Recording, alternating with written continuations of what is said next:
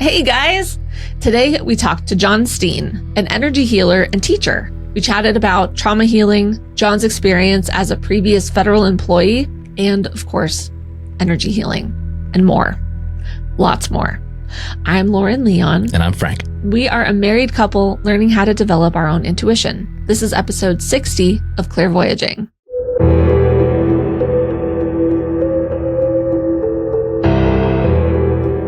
Wayfeather Media presents Clairvoyaging.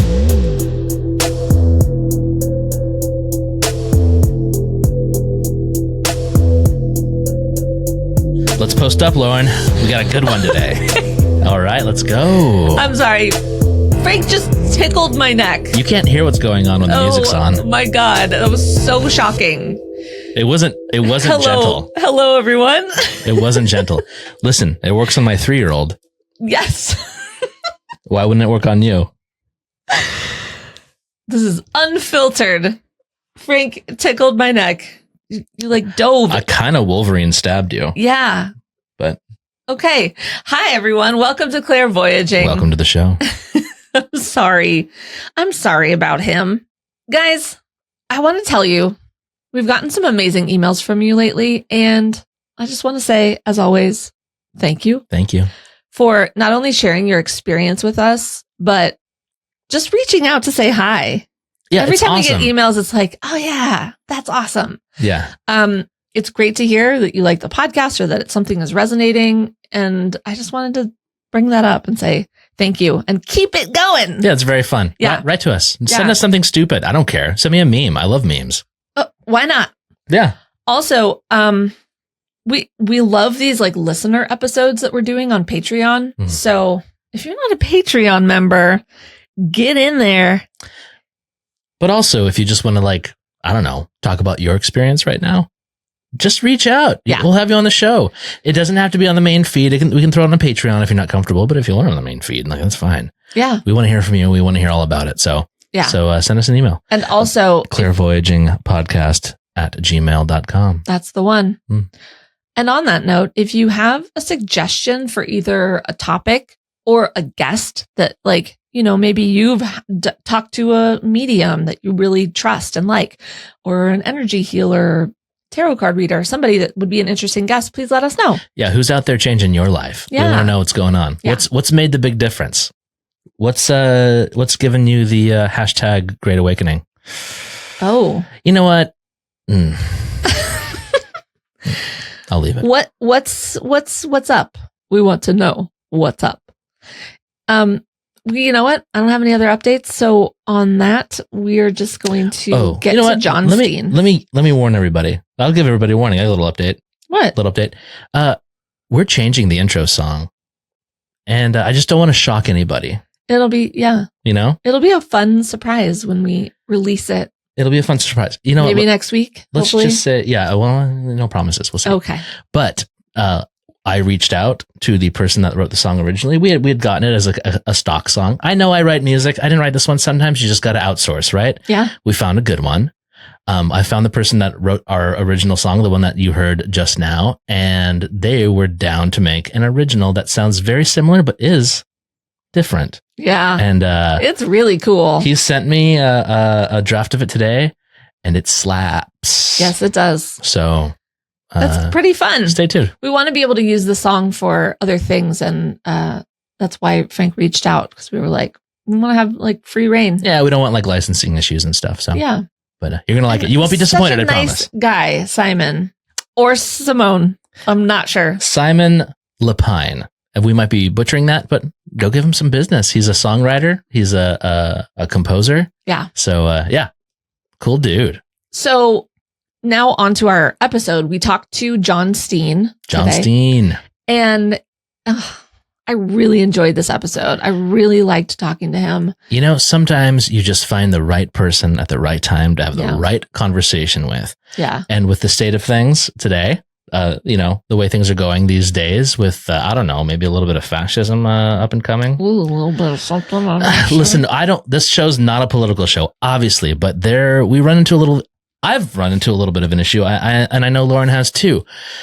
We're trying to be spiritual. We're trying to like work on ourselves. And at the same time, it feels like the world is crumbling around us. Yeah. So how do you do that? You can't just ignore it, right? So I found someone who has learned how to not ignore it. Yeah. So, and in like a healthy, really beautiful way. He's a member of the LGBTQ community. And so like his perspective is really great. He's an energy healer. So his insight on healing yourself and all that, especially during a time of such like turmoil and it's really unsettling. I really appreciated everything he had to say. Same. I really enjoyed talking to him. And it's just nice sometimes to kind of get back to the trauma healing conversation while also intersecting and how it intersects with politics or like the state of current events. So you can do both. I hope you enjoy this as much as I liked talking to him. We. Yes. Yeah. So take it away. Roll the tape. Do you always try to come up with a new one, but you end up saying the same thing, or is like roll the tape the thing? It's kind of just become a thing. Okay. I'll try a new one. No, you don't have to. I was just wondering. Go. Run the marathon. No, Go. No one's ever said that. What do I want? Give me like a Beastie Boys exclamatory. Let it drop. John Steen, thank you so much for joining us. We love hearing people's backstories and how they got here. So can you tell us a bit about yourself and what brought you to this work that you're doing now? So about 5 years ago in January of 2020, right before the pandemic hit, I had resigned from my 33-year career. I worked for the federal government for 33 years, and I had filed a discrimination lawsuit in 2016. And just the retaliation from filing that for 4 to 5 years. And then I became a whistleblower on top of that. Oh. The retaliation from that was just so immense that during that time, right in December of 2019, I was on vacation for 2 weeks, and they were retaliating against me while I was on vacation. And for me, there are some times when things have happened in my life that I hear and feel a click inside me. And while I was experiencing that retaliation over the Christmas and New Year holiday, I realized it's time for me to leave. I have to leave, or I'm going to die. Wow. Because I was having panic attacks, which I had never had in my whole life. And so I made the decision to resign from my career. I was 4 years shy of receiving my pension, which I'm receiving now, but resigning meant that I have no health care, which was okay because I'm in great health, have always been in great health, thankfully. And I had been saving money, and I decided to live off of my 401k. And my goal was to go back to work within a year, maybe take a year off. And then the pandemic hit. And I just kind of went down a rabbit hole there. And I had put down meditation, which I had picked up during the stress of my job. A coworker had recommended Insight Timer to me. Mm-hmm. And so I picked it back up in October of 2020, and that's when Insight Timer started doing their live sessions. And so I just immersed myself in everything, all these different modalities that I had never even tried. And one of them was energy healing. And I had never tried it. I was doing it through my phone. And for about 6 months, I was just noticing this change within me. And I decided to take the class that the teacher was offering. And what I had really actually realized was that the reaction to the trauma of my job was really a trauma response from my my entire life, basically my childhood, that I have been trying to heal my entire life. Wow. But I could never get anywhere through therapy, group therapy, going to Al-Anon. I could never get anywhere. So when I entered my 40s, I actually I kind of gave up in a way where I just realized I'm going to have to learn to live with this feeling of abandonment that I knew that I was carrying my whole life. And so that's what I did. I kind of resigned and kind of stopped doing spiritual stuff and any type of healing. And during that 5 years of the work stress, as a spiritual person, I knew that there had to be a bigger reason. And I constantly was asking, why is this happening to me? And I could never find a reason because I was just so immersed in it. And it wasn't until after I quit and was just doing a lot of meditation and the energy healing. And that's when I got the answer. And it was my trauma. It was the universe was nudging me. I have to deal with this abandonment issues. I have to deal with what happened to me as a child. And so that doing the energy healing I was able to get to my trauma, my childhood trauma, in a very, very short time. And when I started this journey with energy healing, my goal wasn't really to become a practitioner myself, although I left that door open because I didn't know what I was going to do with the rest of my life after I quit my job. And then as I just immersed myself with the class and the teachings and the healing that I was doing, that's when I said, I have to let other people know about this. Like many things that I've read and even my teachers say, energy healing accelerates healing.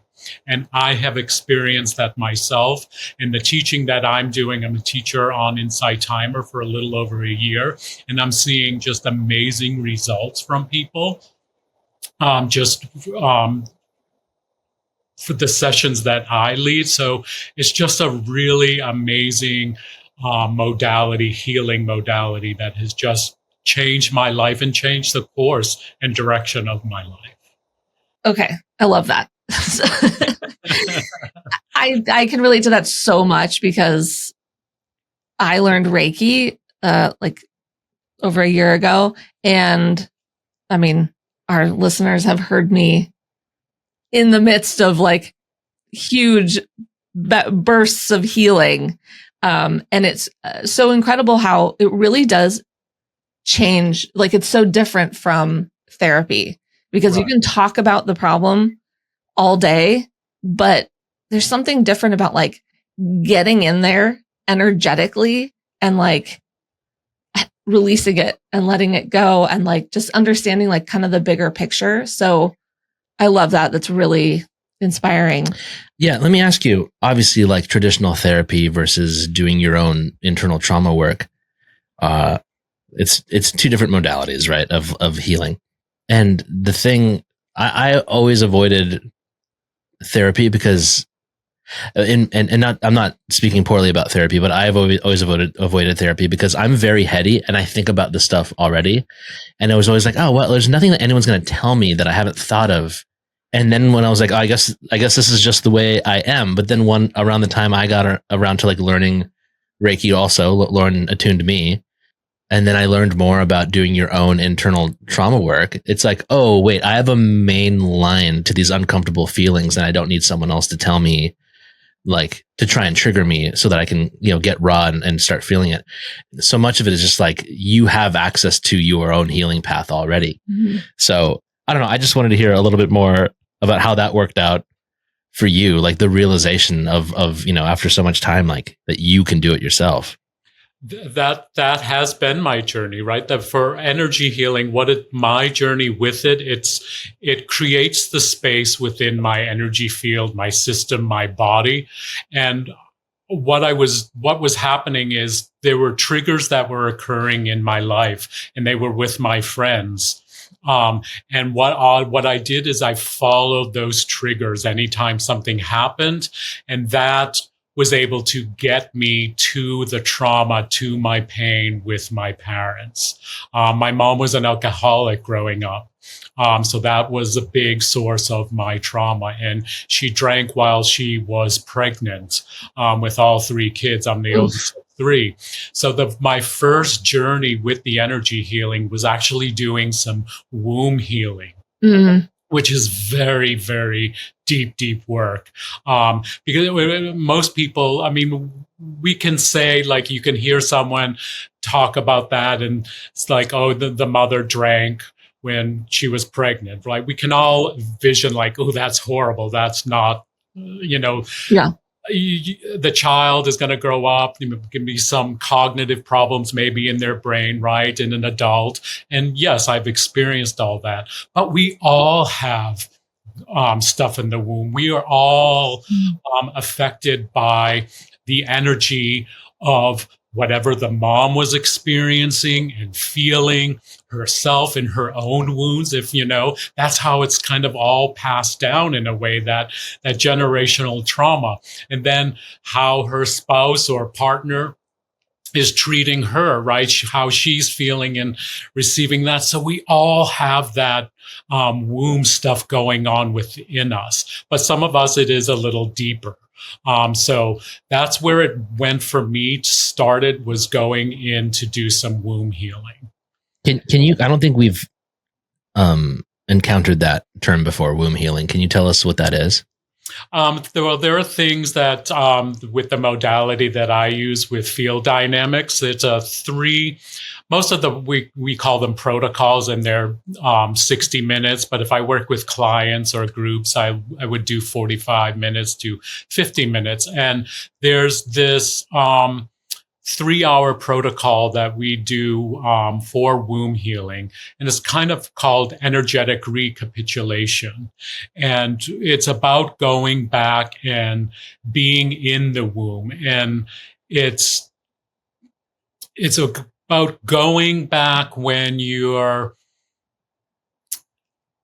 I can't recall specifically the time frame, but it's let's say 3 months while you're, gestation period, and then maybe 6 months or 9 months. And you can do it over and over, this energetic recapitulation, because what I've learned as well is I'm not sure if you're familiar with Anodia Judith. She does a lot of chakra books and talks a lot about chakras. And she talks about if you have a damaged root chakra, then all of your chakras will be damaged. And so I kind of now thinking, okay, I have this experience, this womb trauma. My mother drank, right? That affected me. How has that affected all of my other chakras in a way? Yeah, that's so interesting because, I mean, like linking the root chakra with the womb,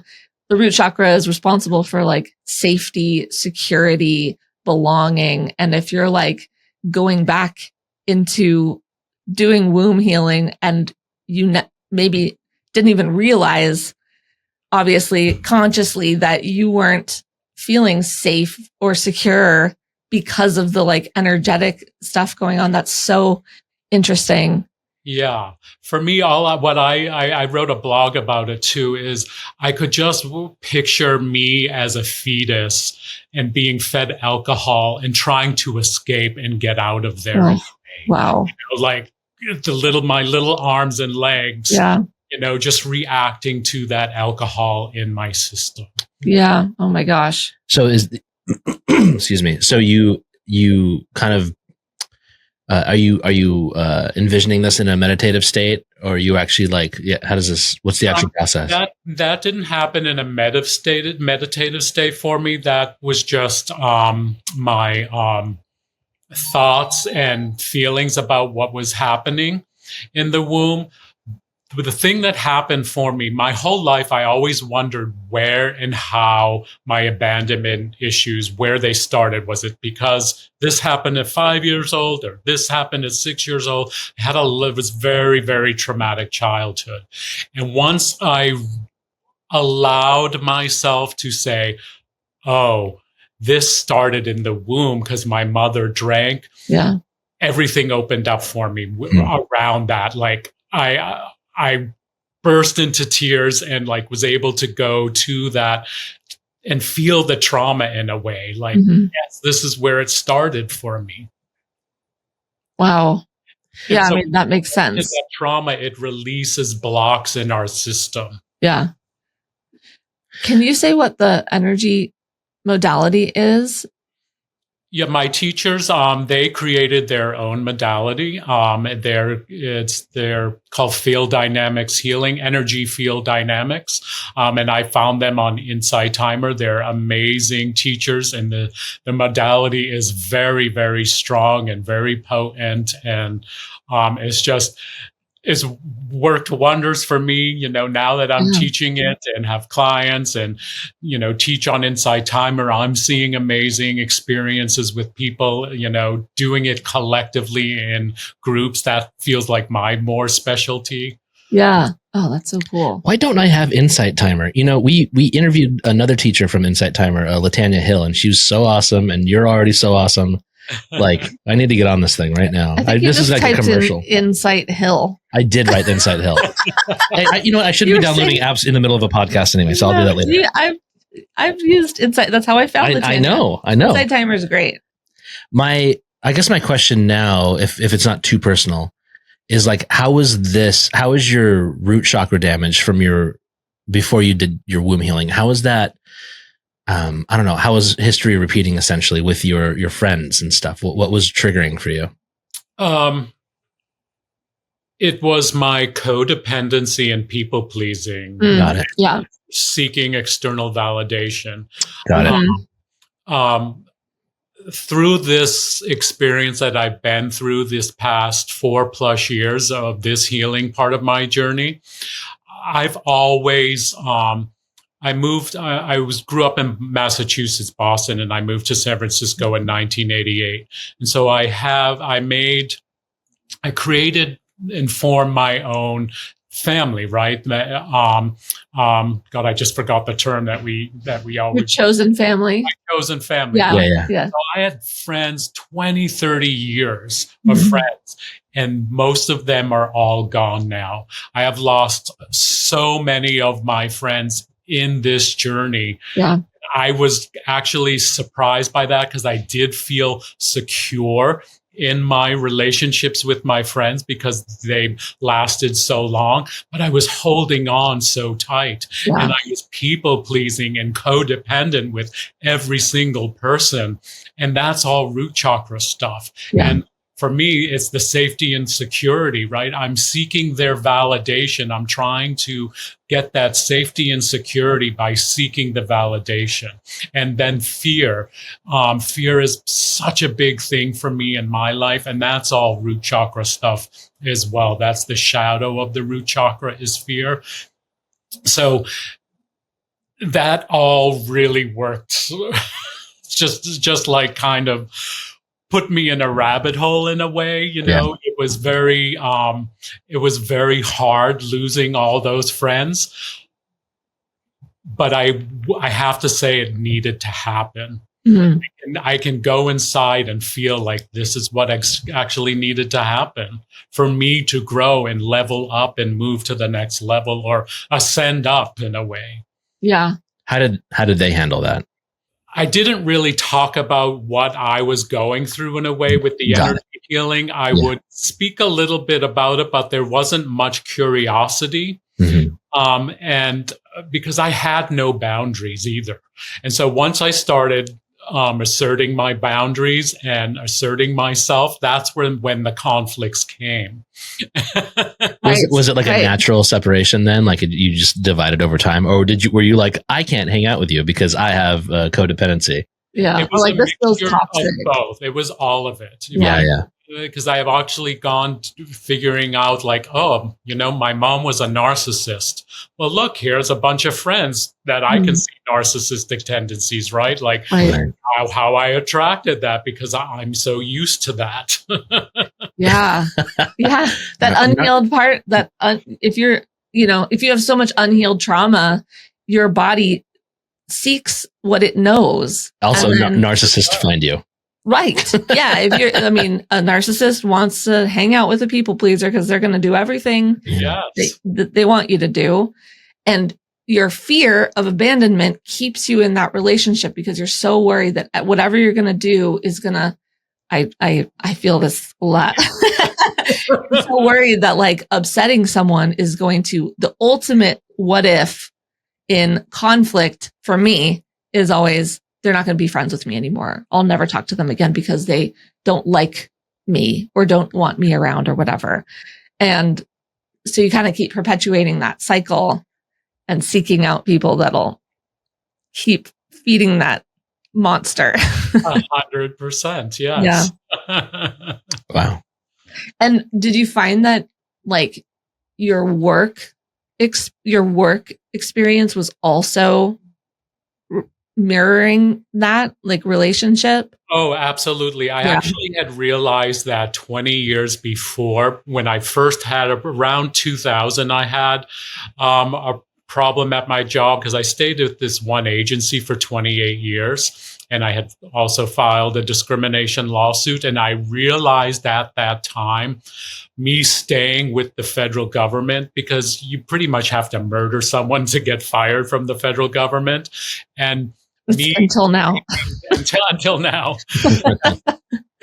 For me, it was security. I was searching for that security. So when something started to happen, 20 years prior, that put me into a tailspin, and I realized I knew that it was a security thing going on. Right. And I was seeking that security, but I didn't heal that part of me. So to your question, yes, 100% that is exactly why I stayed for so long. Yeah.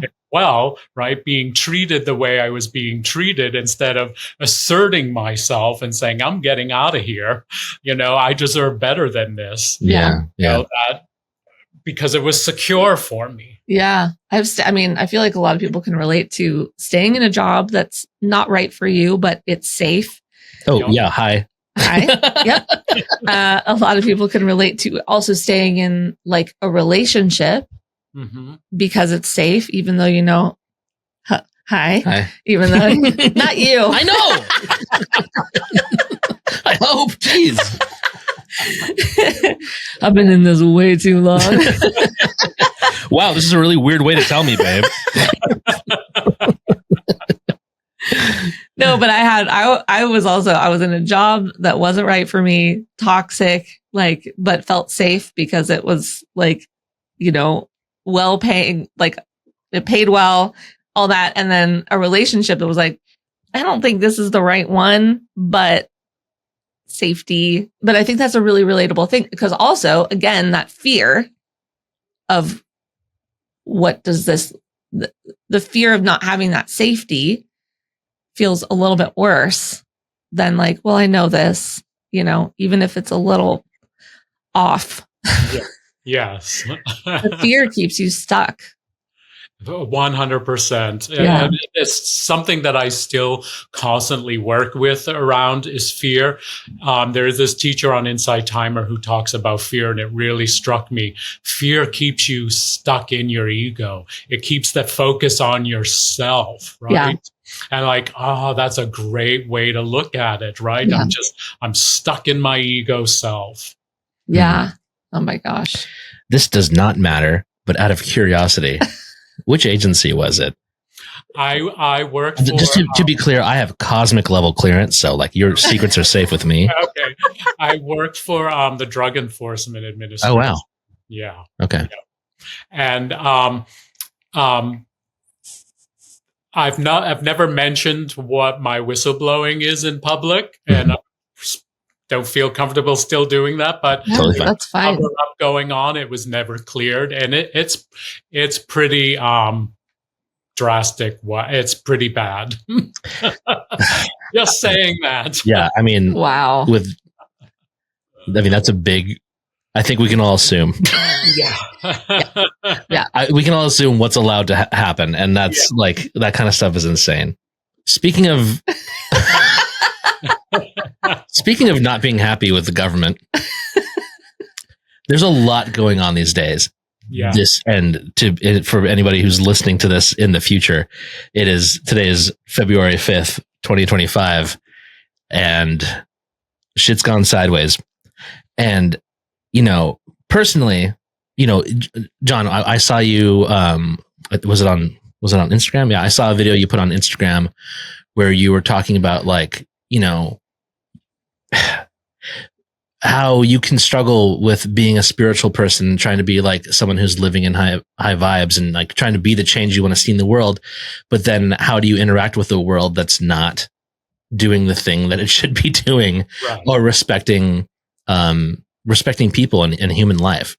Right. So what made you want to talk to John was because you saw a video where you said you were in a mindfulness class and someone started talking. I'm interested in how this came up because you said someone started saying illegals and you were like, I don't feel comfortable with this. And then you left the class. Can you talk about that? Yeah. Let's let him tell the story real quick. Yeah. Yeah. I was with this, it was through WhatsApp. It was a chat group. They were friends that I've made over the years from Inside Timer. So there were, and it's 5 of us in the United States, 1 European, and 2 people from India. And we talk about a lot of things in the chat. It's one of those chat things that is daily, all the time, and it was a beautiful support system that we created there for about 3 years. And I was the only male in that chat group. And this person it's not the first time they had done it, used the term illegals to describe migrants. And the first time that they did it, I didn't say anything because they were having a conversation with someone who was actually an immigrant. Oh, and I was a little surprised they didn't speak up. Yeah. And so I felt bad that I didn't speak up at that time. And then I actually had a conversation with that person where she was also demeaning towards trans people. And other people spoke up and, were supportive of my position. And because I was trying to educate this person about trans issues. And so then all of a sudden, it just out of the blue, it came up. This person used the term illegals to describe migrants. And I shot back just saying, hey, could we please not use that term? There is no person on earth who is illegal. People may do illegal things, but nobody is illegal. Yeah. This is not, it's a very dehumanizing term. Yeah. We please not say that. And the person who is an immigrant chimed in and she explained she doesn't like that term either and how that has been used against her and da da da da da. And so then I woke up the next morning with to the text and saying, it is not a dehumanizing term. I'm going to use it and I'm not going to be lectured to. As like the classic double down. Oh man, my God. Total double down. And I was very, mindful in both of my responses. And I just said, okay, this is just not the space for me. If this is what's going to be, used, because I also brought up being an LGBT person of the time that they had used demeaning language to describe trans people. And so when in my response, I was totally dismissed, nothing about the comments on LGBT were brought up. And so I was like, this does not feel good. This does not feel safe. And I have to assert my boundaries in that. And so I decided to leave the group. And I don't know how, but separate people, they all reached out to me, including this person, sent a separate message, but didn't even take responsibility for their language or their demeaning tone or language, and didn't even acknowledge my feelings. It was just like, oh, I'm sorry you feel unsafe. Oof. That's what I said. It was just like, Yikes. just not, I was like, and I didn't even respond to the message. Just like, there was no, I can't get through to this person. Yeah. They're not going to hear me or acknowledge my feelings whatsoever. So I let that go. But other people were very supportive and sorry to see me leave. Yeah. That's the worst response. Yeah. I'm sorry you feel unsafe. Yeah. I'm sorry I created an environment that made you feel unsafe. That's insane. So Lauren and I are kind of new to the, spiritual world. Like, we've been doing this podcast for a year, and this has been our big, like, reorganization of our own personal spiritual beliefs through interviews and talking to people who are in it every day. People like yourself. One of the biggest disappointing things that I've found is that even as a spiritual community, there's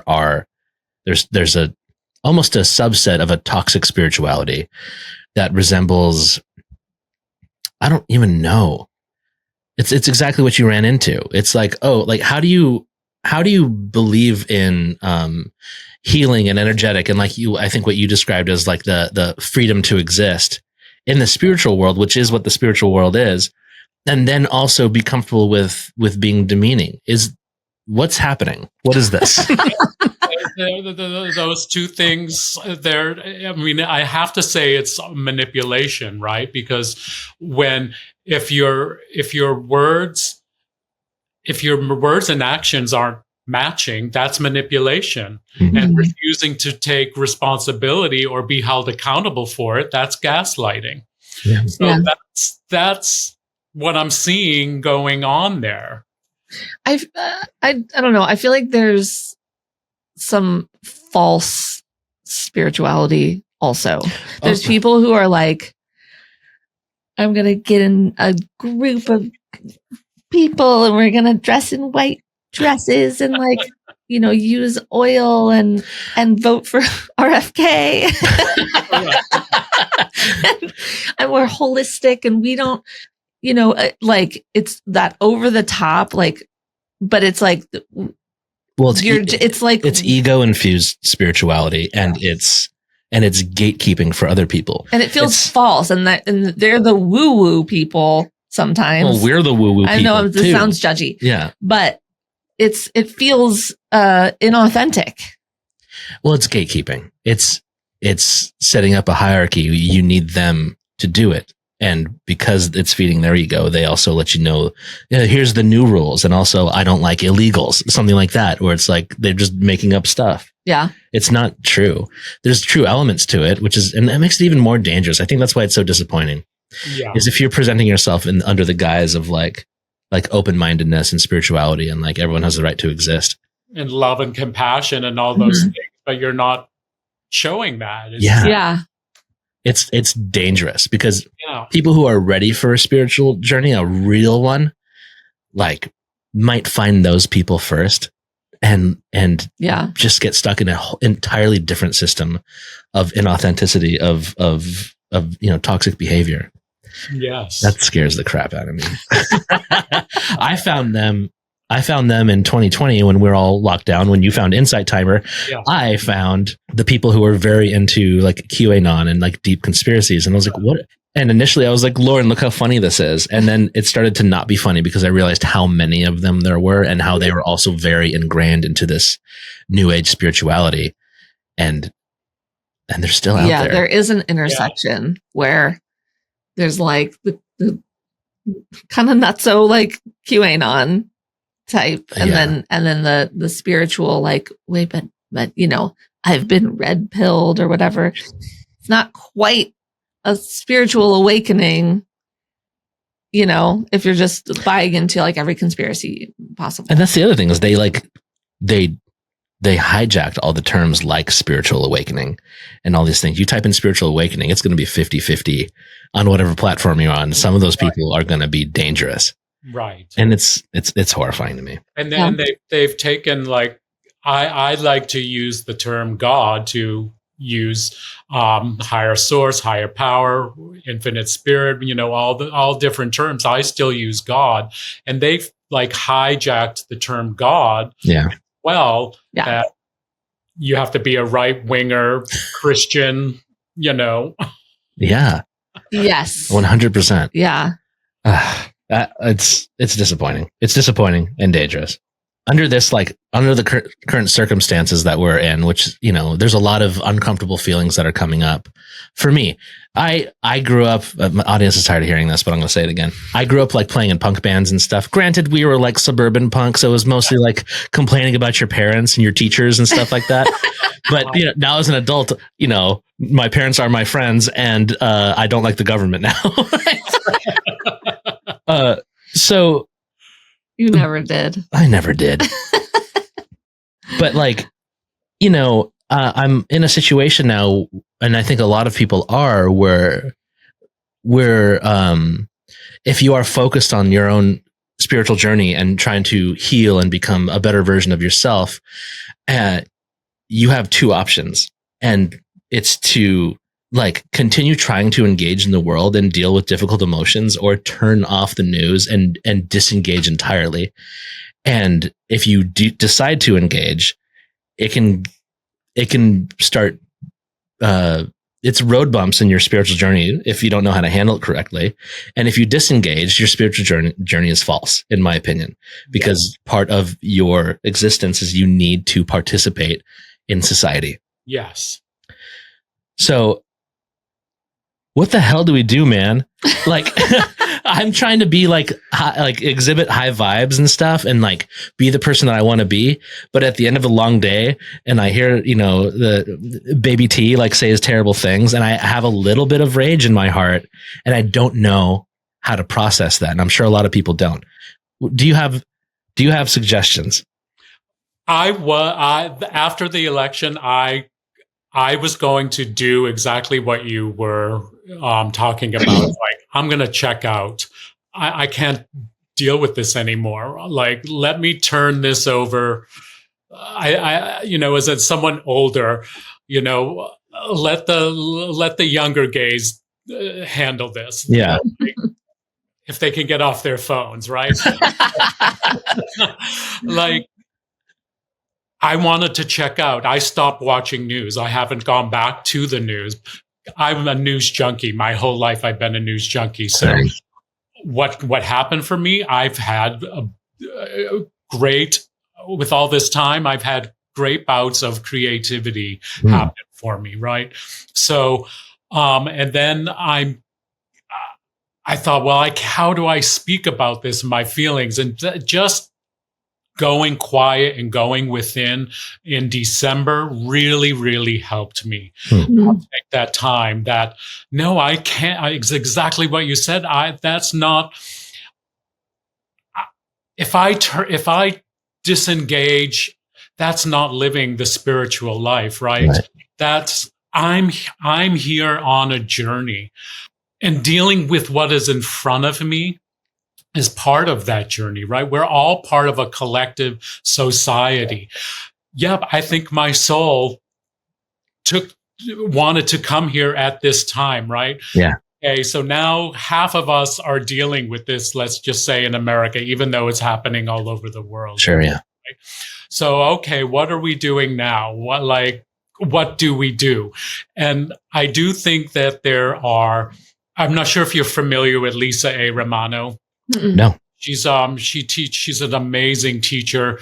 She talks a lot about narcissism and adult children of alcoholics. And she had this talk the beginning of December that I honestly try to listen to every day. It's a self-empowerment talk. Wow. And she says, if there's people out there, spiritual teachers, politicians saying, look how bad the election is, and they're just constantly spreading fear. Yeah. Right, which I can easily get into, and maybe distrust that. Right, if you're a spiritual teacher, you have to hang on to the light. Right, offer hope and faith. Right, I'm going to be 58 soon. I've seen a lot. I came out in the mid 80s at the beginning of AIDS. I know how bad these people are. Yeah. Mhm. I've Yeah. seen it my whole life. Right. At that time in the 80s, gay men were the most dehumanized people on the planet. Yeah. There's very few people can understand what that was like. And so now that we're seeing that happening to trans people, and now it's the dehumanization of migrants and the dehumanization of Black people, which has always been there, which we've never dealt with in this country. Yeah. So you're seeing it all coming together. And I don't know if we're seeing yet that collective action.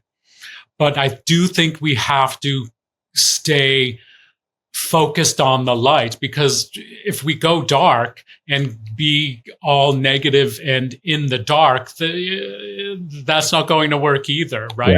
Yeah. Only light helps the darkness. So we just have to keep shining that light, and that I do believe that we will get through this, because right before the election, I saw a social media post on TikTok, which I've now deleted.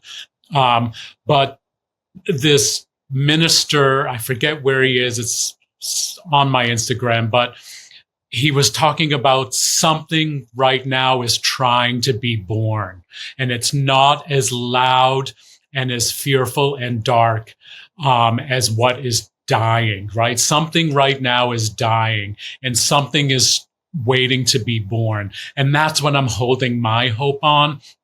And that hopefully we live long enough to see what is on the other side of what we're living through now.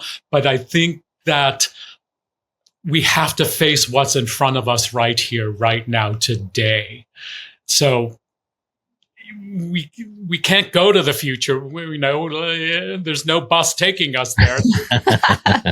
And we can't live in the past. There's no bus there, even though our minds want to go there, right? Yeah. Yeah. What is right in front of us now? And that's what I'm trying to hold as, an energy healing practitioner, as a spiritual teacher, and holding on to the light, but also dealing with the reality that's in front of us and trying to find a way to merge those things.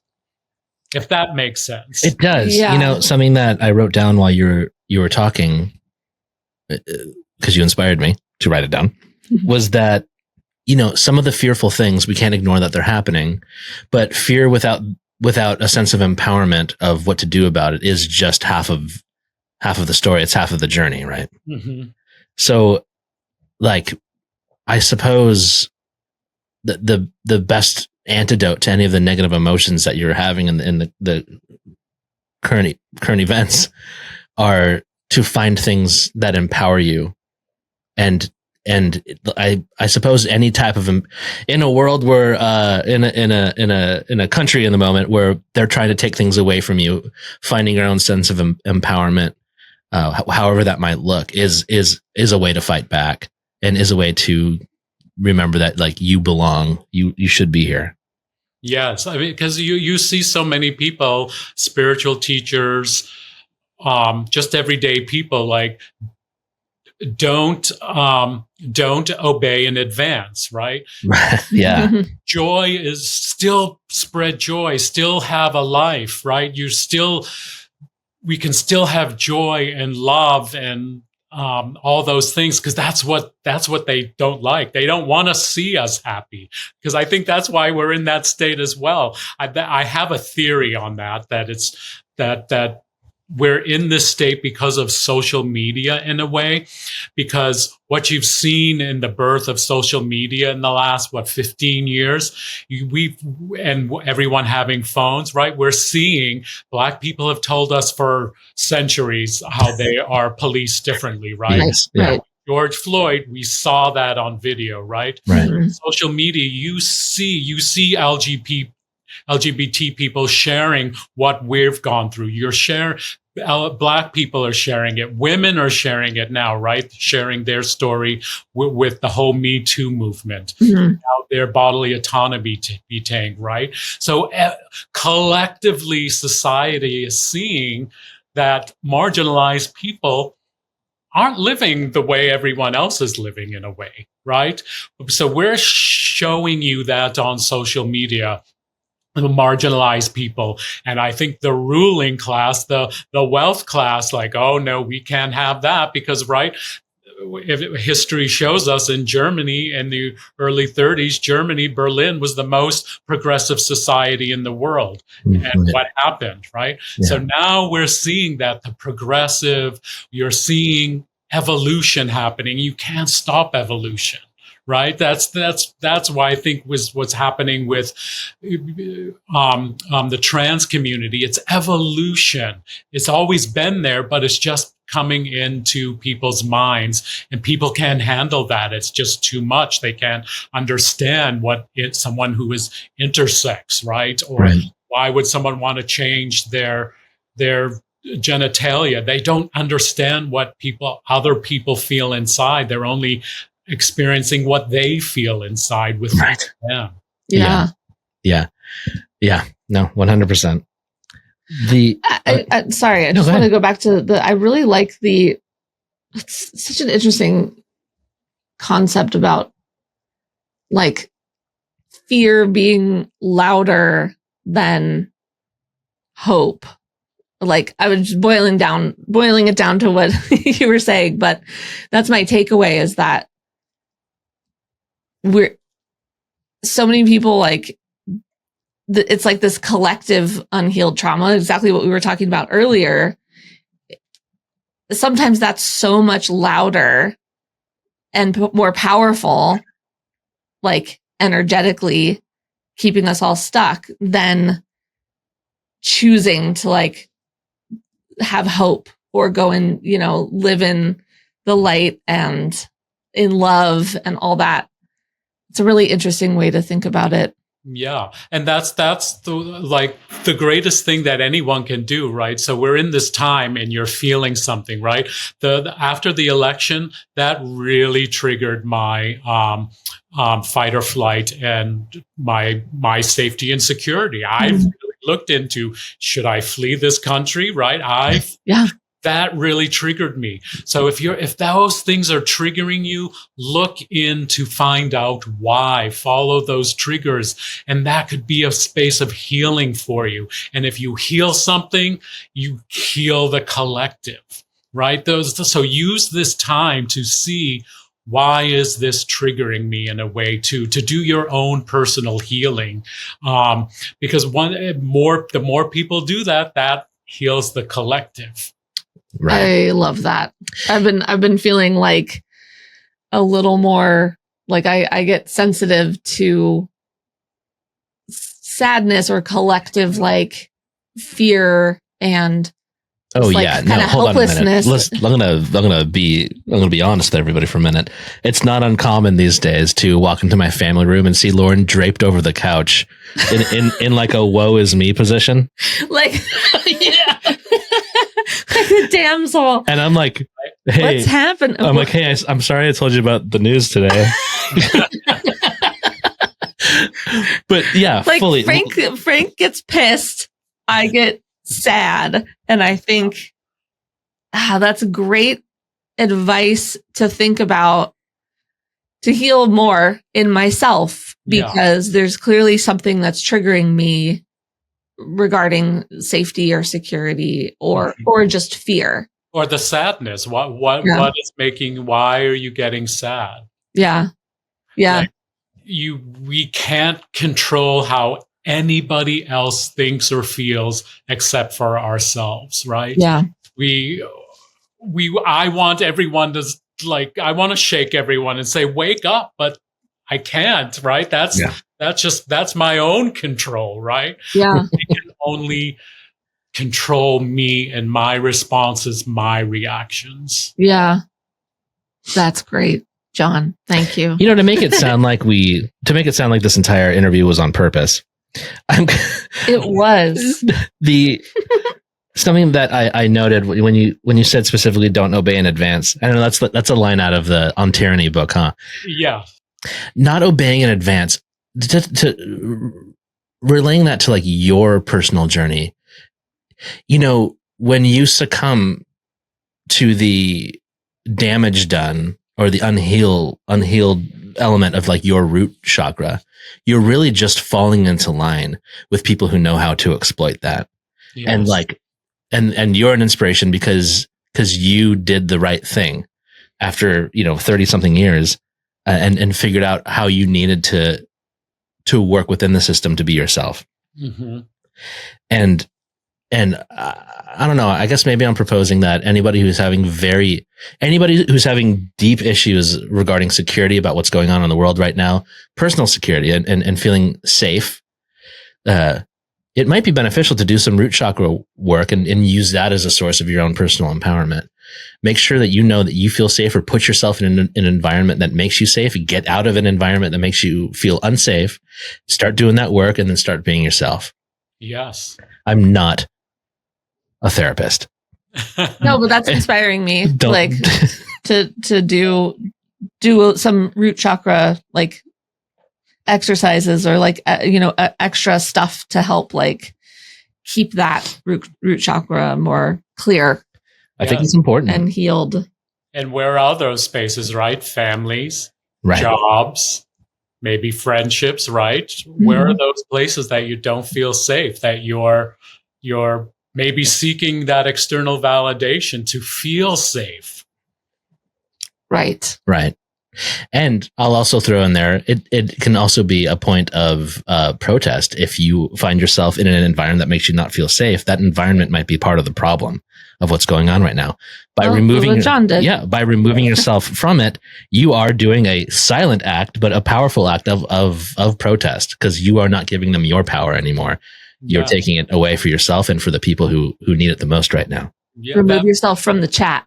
Yes. For me, like, I never, ever saw myself quitting my job because I needed that safety and security. Yeah. Like, for me to take that leap was monumental. Yeah. I couldn't even see into the future that I would be in this space that I am in today. Right. I had no idea. I was like, I felt like I had lost everything. And then after my friends, right, like, oh my God, I've just lost so much. It's like, that's how we rise. Yeah. But then you think about what you gained. What I've gained, Yeah. We all have to go through that, right? None of us go through like, oh, my life is really great. I think I'm going to start energy healing today and go deeper in my life, right? We only come to these spaces, to these points when something goes wrong in our life, right? Yeah. Right. Are you feeling this like pull? But so many people do give up, right? They just give up and just go on, and there's something in me that didn't want to do that. You know? Right. And there's another element to it too, that it sometimes takes a leap of faith. One of my favorite tarot cards is the Two of Swords. I have it out somewhere almost all the time. And the Two of Swords is a card of like making choices and being at a kind of a fork in the road. And the important part of that card for me is that the woman holding the two swords is blindfolded, because you don't know what's on the other side, but you have to make a choice, and you have to know that if you know that what you're experiencing right now, or the environment that you find yourself in, is not beneficial, and you don't know what's on the other side, and that is just another form of fear keeping you from making that change, you have to make the change. And it's probably not going to get worse. And that is the antidote to fear. Yeah. That is the only, and is faith, is the antidote to fear, is faith. Yeah. Yeah. And if you find the people that support you, it's not so scary. Yeah. Yeah. That's so cool. I have one more question. This is a weird one. We've talked about people who are on the receiving end of fear and pain and discomfort right now. I want to talk about a little niche of people. And that is, that is the people that maybe voted in the wrong direction and now are experiencing a certain amount of shame because they didn't know. They didn't know that it was going to be like this. In your experience, John, how can they square that shame that they're feeling? Like, what can they do? That's a big question. It is. I look at it in my own family, and as you know, like I'm not an energy healing practitioner that says, "Hey, no Trump people," right? Sure. I don't know who's coming to me. I don't ask those questions. I just hold space for anyone who's in pain and wants to try this, right? So, I'm trying to, for my own self, is to ascend to those higher spaces in my mind, perhaps, that like, well, okay, you're going to have to they're going to have to experience pain before they wake up. I'm not going to force that on you. I'm not going to sit there and wag my finger at you. That doesn't feel right. At one time that did. For me right now, that does not feel right for me to do, because then I'm exerting my will on someone. And that's not what life is about. And I don't think that's what we're here to do. That's already being done to them. Yeah. Yeah. So, going to that other side, I think we have to find a way that we welcome them in a way, like the other side doesn't have all the answers either. Right. Yeah. Definitely not. So, but I think we all have to have a collective wake up to what's is playing out right now, right? With this wealth class and the billionaires and what's happening. Nobody likes that. That's universal. It's like, that feels like a very universal thing. Yeah. Because we all have to survive. We all need our jobs and money and food, right? So those are basic qualities of life. So if those people start losing that, maybe that will wake them up. I don't know. But I feel like we have to welcome that. Yeah. Yeah. I also feel like living in shame or guilt doesn't serve you at all. So my advice would be, let it go, move forward, and forgive yourself. It's just a lesson. That's anybody who makes a wrong choice, or, well, wrong in my book. I voted for the wrong guy. A mistake. We all make mistakes. We all make mistakes. Yes. But yeah, like it doesn't help you to kind of like keep living in it. Forgive and give yourself grace. Yeah. That's with anything. Yeah. Yeah. And I will say for myself personally, how I've handled it with people in my life, I do try to live my life by the James Baldwin quote that we can still disagree and love one another unless your disagreement is rooted in my oppression, my right to exist, and I just blanked on the third one. There are three things in that quote. It's one of my favorite quotes. And that's how I live my life with them. Like if there are people in my life and and I'm perfect example, leaving that group, right? Yeah. You that didn't jibe with me. So I need to go now. Yeah. That quote actually makes me feel better because I've been trying to figure out, because like Lauren said, like I get a little rageful, and like, what is it for someone who's trying to like, lead a spiritual, like healthy, high vibrational life, feeling that rage, like I don't know what to do with it, but also I'm only rageful because of what's being done to other people. Mm-hmm. And like, it brings up this existential question for me. Is it okay to very much dislike, I'm avoiding the word hate, people who hate other people for no reason? And I just, there's never a good time. There's never a good time to oppress people. No. Yeah. And I'm wondering if maybe they are the bad guys. I don't know. I don't know. Well, man, John, this conversation has been so needed, so necessary.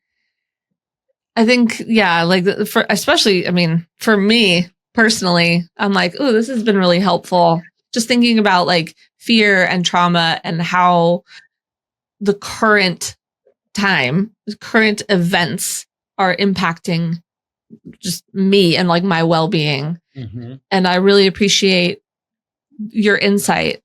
It's been really enlightening. Yeah, thank you very much. Can you tell everybody where to find you and yeah, like all your plugs for your. Oh, sure. I know you said you're off of social now, but like maybe a website or something. Yeah, my website is johnergy.com, and I'm also on Instagram at johnergy healing and on YouTube, johnergy healing. And really try, if you're curious about it, come to Insight Timer. It's free. It's a free wellness app. I teach there sometimes 2 to 5 days a week. And I do a lot of trauma work. I have 2 courses that were just released on Insight Timer in October. I actually merged my energy healing practice with the mother and father wound. So I merged those 2 modalities together, and I created 2 courses on that. And that's part of the Insight Timer premium subscription, which is only $60 a year. You get access to thousands of courses. And people are really have gotten amazing responses to the course. And I do a lot of that work, that trauma work, in my Insight Timer live. So if you're curious about that, check out Insight Timer, come and come to one of my lives. Awesome. Fantastic. That's so cool. John, you're a lovely person. Thank you so much for your help today. And thank you so much for having me and reaching out.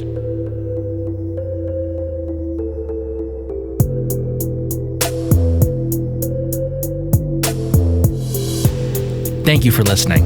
Visit www.clairvoyaging.com for show notes, merch, or just to say hi. If you'd like to support our journey, visit www.buymeacoffee.com/clairvoyaging. This has been a production of Wayfeather Media.